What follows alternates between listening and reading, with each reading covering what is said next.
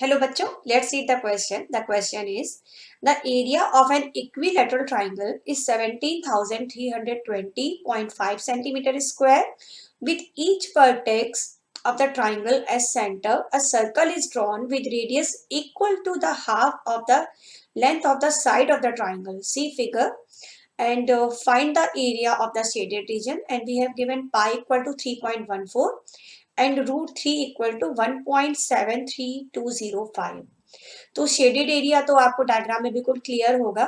Okay, तो ये shaded area हमें निकालना है और ये पोजीशन दे रखी है, 3 सर्कल्स हैं और एक इक्विलैटरल ट्राइंगल है और इक्विलैटरल ट्राइंगल का एरिया हमें गिवन है।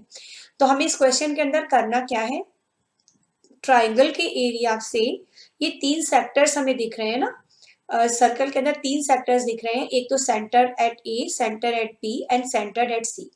इन तीनों सेक्टर्स के एरिया हम सब्ट्रैक्ट कर देंगे from the area of triangle, then we will get the shaded region. Okay, तो एरिया ऑफ ट्राइंगल गिवन है, हमें उसको फाइंड करने की जरूरत नहीं है। Okay, area of equilateral triangle ये गिवन है 17320.5 सेंटीमीटर स्क्वायर और इसका फॉर्मूला होता है √3/4 ए स्क्वायर। ओके, तो इसे हम √3/4 ए स्क्वायर के इक्वेट कर सकते हैं 17320.5। √3 की जो वैल्यू दे रखी है वो यहाँ लिख देते हैं, यहाँ से हमको ए की वैल्यू मिल जाएगी, मीन्स साइड मिल जाएगी ट्राइंगल की, है ना। तो 1.73205 upon 4 a square equal to 17320.5। then after cross multiplication a square is 17320.5 into 4 upon 1.73205। तो अब लाइक डेसिमल्स बना लेते हैं। डेसिमल के आगे 1 डिजिट है न्यूमरेटर में और 5 डिजिट है डिनोमिनेटर में, तो न्यूमरेटर में 4 जीरोज ले लिए, अब ये डेसिमल रिमूव हो जाएगा, इसके साथ ही ये पूरा नंबर ये सेम है, ये कैंसिल हो गया। ए स्क्वायर आ गया 40,000, तो ए निकालना है तो हम क्या कर सकते हैं, स्क्वायर रूट ले लेते हैं। तो ए आ जाएगा square root of 40,000 means 200 centimetre. This is the side of equilateral triangle और क्वेश्चन के अकॉर्डिंग जो रेडियस है वो इस साइड की हाफ है।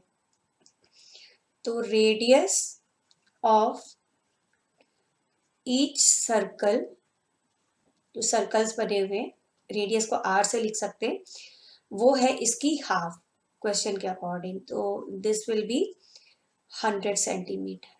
अब हम निकालेंगे area of each sector. Okay, area of each sector, sector के एरिया का फॉर्मूला है pi R square theta upon 360 degree. अब यहाँ थीटा क्या लेंगे ये भी हमें सोचना पड़ेगा अभी। तो थीटा यहाँ पर हम ले सकते हैं, इक्विलैटरल ट्राइंगल है ना, और इक्विलैटरल ट्राइंगल का हर एंगल होता है 60 डिग्री का।